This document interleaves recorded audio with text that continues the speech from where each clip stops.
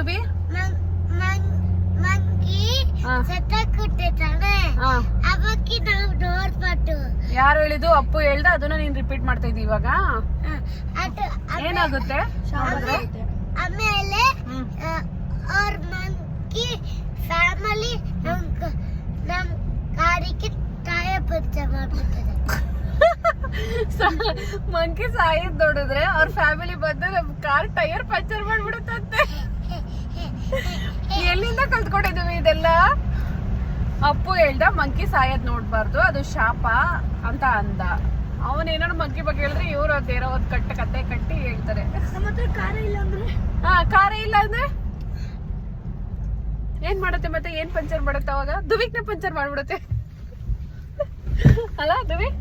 ನಿನ್ನೆ ಪಂಚರ್ ಮಾಡುತ್ತಲ್ಲ?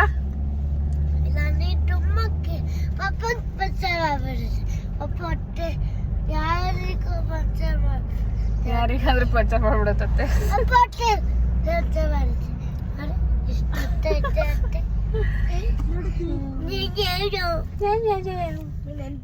ಹಂಗೆಲ್ಲ ತೋರಿಸ್ಬಾರ್ದು.